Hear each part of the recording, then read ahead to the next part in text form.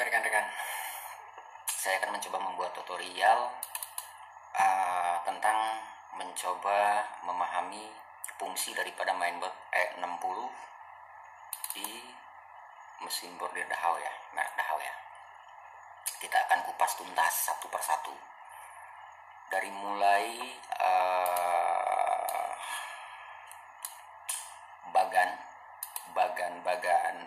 dalam arti bagian-bagian tertentu di komponen dan fungsi-fungsinya, dari mulai PGA, RTC atau real time clock atau FDC, floppy disk control, ada juga bagian CPU, memori, I/O atau input output ya, dan fungsi-fungsi semua dari satu persatu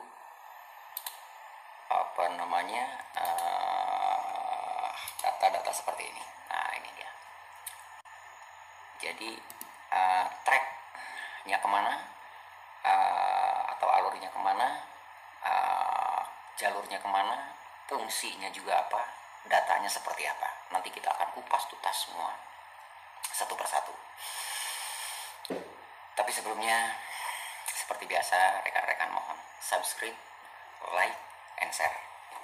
Itu penting agar saya bisa terus mengembangkan dan mengupas satu persatu, karena mungkin kita nggak bisa secara keseluruhan sekarang untuk mencoba menjelaskan setiap bagian, tapi kita akan buat beberapa tahap, beberapa video untuk menjelaskan satu bagian agar lebih terperinci.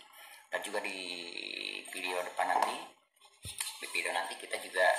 saya juga akan coba menjelaskan fungsi daripada deep switch yang ada di drive unit atau DU-nya Dahau ya, karena ini penting sekali walaupun kita membeli baru, karena setting ini disetting standar pabriknya juga belum tentu sesuai dengan mesin yang ada di mesin kita, yang akhirnya bisa cepat panas atau padnya cepat kena, atau mungkin kurang tenaganya. Itu di deep switch ini ada fungsi-fungsi yang harus kita pahami. Nanti saya akan coba jelaskan secara mendetail satu persatu, begitu. Termasuk nanti cara untuk memperbaiki bagian-bagiannya dari mulai power supply, PA-nya, power akhirnya, atau bagian preamp-nya, atau yang kadang teman-teman bilang itu apa ya, MPEG ya, kira-kira itulah. Dan fungsi-fungsinya juga kita akan bahas di sini di video-video selanjutnya. Jangan lupa subscribe, like, and share. Oke. Sedikit-sedikit kita akan coba buka dari mulai mainboard ya, karena mainboard ini untuk Dahau sebenarnya ada hampir sama untuk pemasangan soket atau konektor, hanya mungkin dari kecepatan CPU-nya aja yang beda, atau tampilannya nanti yang beda, atau kecepatan fungsi-fungsinya yang beda, seperti itu. Tapi kira-kira untuk pengkonektoran atau pengkoneksian dari bagian CPU ke luar atau dari luar ke CPU kira-kira sama. Contoh, kita bisa menggunakan tipe E860 ya. E860 juga ini kan dikhususkan untuk LCD yang ukuran 5,7 in ya. Warna bisa hitam putih juga bisa, hanya untuk E860. Terus ada E870. Nah, E870 ini bisa untuk layar kecil 5,7, bisa juga layar yang 10 inci, yang layar lebar gitu. Nanti saya akan jelaskan seperti apa cara penggantiannya. Seperti itu kira. Tapi untuk masalah koneksi dari luar ke dalam, dari dalam ke luar, itu sama saja, masih bisa dipergunakan begitu. Oke. Ini tampilan bot E860. Oke, kita tutup dulu untuk track atau jalurnya. Di sini ada bagian bawah ini ada konektor. Kita akan jelaskan dulu konektornya. Konektor bawah ini untuk ke penyambungan ke layar monitor ya, atau control panel atau LCD lah. Dari sini langsung masuk ke LCD. Di sebelahnya di sini, sebelah kanannya kalau dari saya, ini plat kabel koneksi ke FDC atau floppy disk control ya, gitu. Terus yang sebelah sini ini ada konektor untuk ke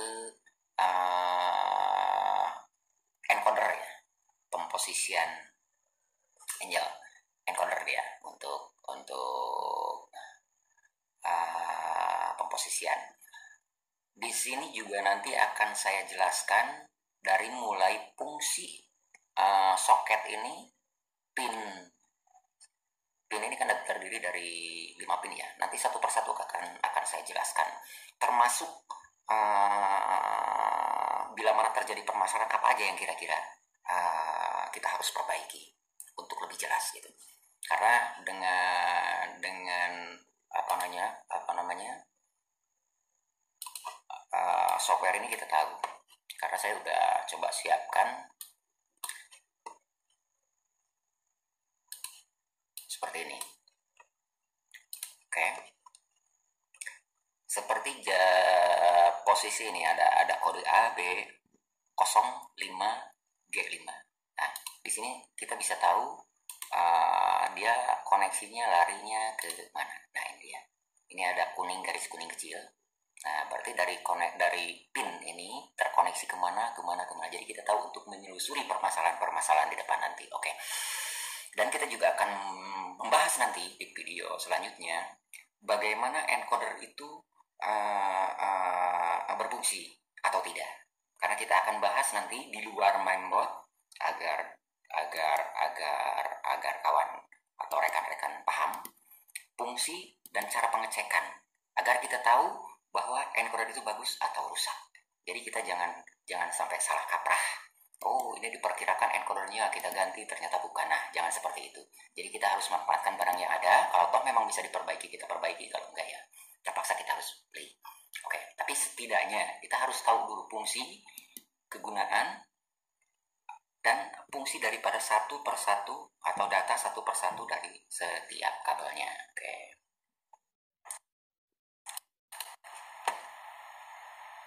Selanjutnya di sebelahnya juga ada konektor ya. Oke, kita tutup dulu ini agak. Nah, ini dia. Di sini ada konektor juga. Ini konektor untuk sensor-sensor cutting benang. Seperti itulah kira-kira. Oke.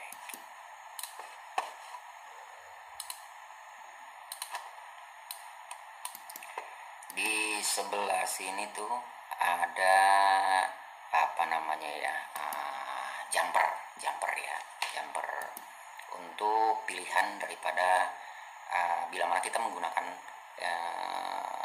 kontrol motornya yang pakai inverter EP01, seperti itulah kira-kira. Bisa juga pakai servo atau yang analog ini untuk motor tipe lama yang masih pakai klat motor mekanikal yang tipe lama, paling lama ya. Ini kita bahas nantilah. Yang di sini ini konektor menuju ke inverter atau ke servo atau ke motor manual tadi. Oke.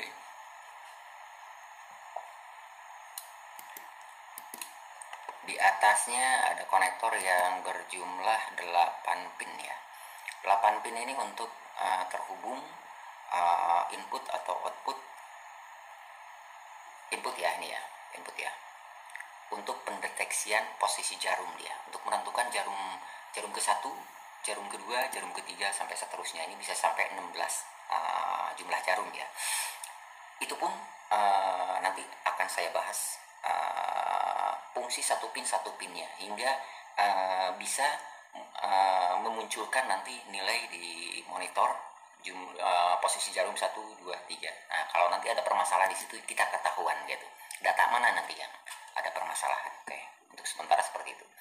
Di atasnya juga ada konektor yang 4 pin ya. Konektor ini untuk handbar ya, bar switch ya, untuk start dan stop. Di atasnya ada konektor lagi yang 9 pin kotak ini ya, kotak ya. ini input output menuju uh, uh, PCB kepala ya, PCB kepala atau karena dari sini kan lewat dulu ke kalau istilah apa namanya, rekan-rekan bilang itu PCB samping ya, karena posisinya ada di samping mesin, jadi rekan-rekan biasanya bilang itu PCB sampingnya dari sini ya. Oke, di sini juga dari PCB samping nanti menuju ke trip sensor ya, atau sensor di kepala-kepala begitu. Nanti satu persatu jalurnya kita akan jelaskan ya, seperti ini. Kemana dia larinya, fungsinya seperti apa per satu kabel. Jadi bila mana rekan-rekan semua nanti ada permasalahan, akan lebih gampang untuk menelusuri permasalahan itu sebenarnya ada di mana. Jadi kita tidak raba-raba lagi. Oke. Di atasnya ini ada konektor yang berjumlah 6 ya. 6 ini untuk switch stop pergerakan pembidangan atau frame-nya ya, untuk X sama Y-nya. Jadi stop rim min Y, stop rim plus Y-nya, atau min X-nya plus X-nya. Itu konektor yang 6 pin. Di atasnya juga ada konektor ya. Ini konektor menuju ke drive unit atau DU-nya ke DU-nya DUX ataupun Y-nya gitu. Menuju X atau Y, nanti satu-satu saya akan urut. Mana kabel buat pergerakan ke kanan, mana kabel buat pergerakan ke kiri, mana buat data ke atas bawah, itu satu-satu ada. Mana buat errornya. Jadi bila mana ada terjadi permasalahan di sini, atau mungkin biasanya ada, loh kok DU yang ke atas bisa gerak, ke bawah kok enggak. Nah, nanti ketahuan, datanya di sini ketahuan. Kita akan bisa urut ya satu persatu seperti ini.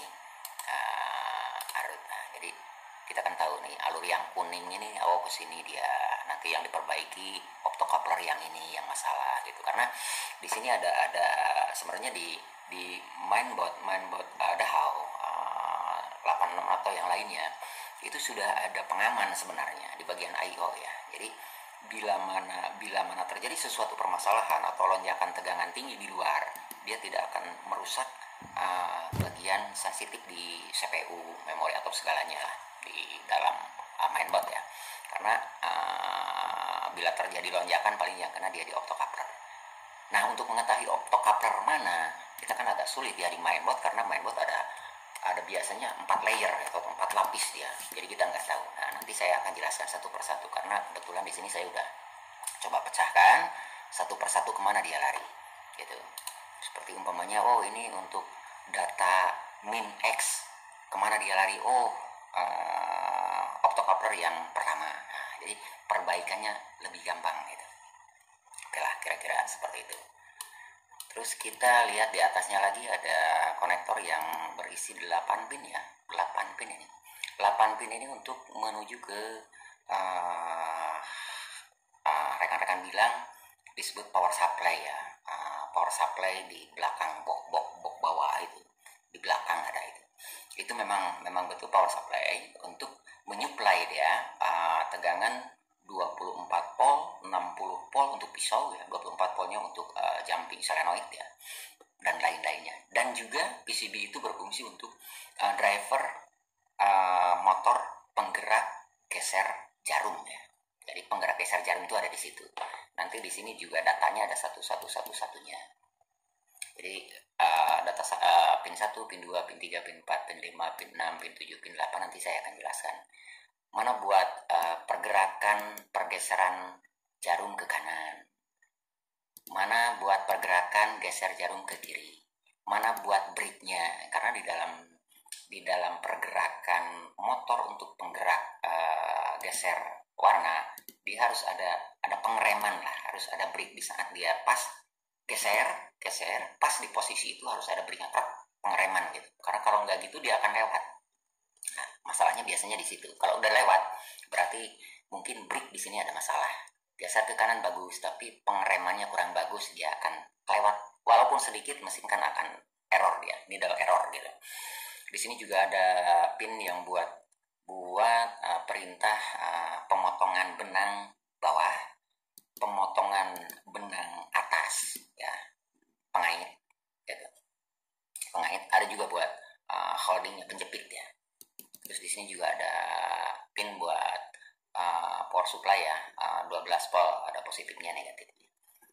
Itulah kira-kira, nanti kita jelaskan di video-video selanjutnya. Oke. Di sini juga ada konektor 4 pin ya, agak besar ya. Ini untuk power supply positif 5, negatif 5, positif 12, negatif 12. Kira-kira itu. Sebelah sini juga ada konektor ya. Biasanya di sini tuh untuk pemasangan flash disk control ya. Dia ada bot kecil nanti di sini untuk flash disk control, karena yang bawah ini hanya khusus untuk floppy disk ya. Walaupun sekarang tuh ada floppy disk yang emulator ya, yang flash disk ya, ada gitu. Tapi biasanya untuk yang harga-harga di bawah 500 emulator dia bacanya terbatas ya. Tapi kalau untuk pakai CAD atau bot yang sebelah sini itu full pembacaan secara normal ya. Di sini juga ada baterai backup. Baterai backup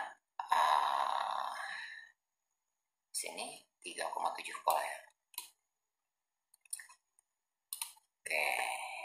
Kita lihat skema daripada secara gambaran besar. Nah, di sini saya sudah gambarkan, ini switch, ada switch analog, ada inverter atau servo. Di sini ada masuk ke bagian inverter atau servo atau ke inverter yang tipe lama. Yang ini masuk ke PCB-nya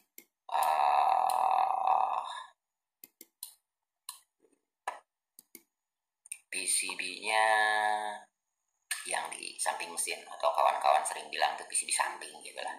Dari sini juga masuk ke sensor ya, maksudnya posisi PCB pemposisian jarum lah ya. Nanti juga kita akan bahas fungsi satu persatu data yang masuk dari sensor posisi jarum, karena saya lihat kawan-kawan kalau merubah mesin dari mesin-mesin tertentu, contoh dari Tajima, SWF, kawan-kawan sering mengganti blok needle atau gearbox needle ya, padahal sebenarnya nggak perlu. Sensor aslinya SWF atau sensornya Tajima Anda bisa pakai, nggak begitu masalah, nggak ada masalah. Yang penting Anda tahu data pengkabelannya, datanya seperti apa. Rombak sedikit juga bisa. Nanti kalau kita udah bahas ini, saya yakin rekan-rekan akan paham gimana caranya untuk agar kita merombak mesin Tajima upgrade ke Dahau tidak perlu mengganti gearboxnya. Kira-kira itulah. Oke. Nah, ini dia koneksi yang ke drive unit ya, drive unit. Nah, ini dia.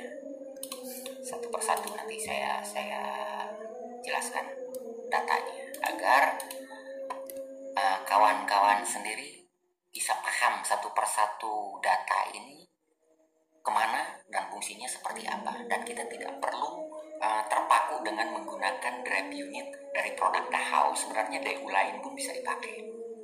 Nanti bila mana kita bahas ini alur satu persatu datanya, saya yakin kawan-kawan akan lebih paham lah, dan bisa mengganti drive unit ini dengan drive unit yang lain. Begitulah kira-kira. Oke. Mungkin seperti itu dulu kawan-kawan untuk gambaran pertama pengawalan awal penjelasan. Karena kita juga ini udah agak pagi ya.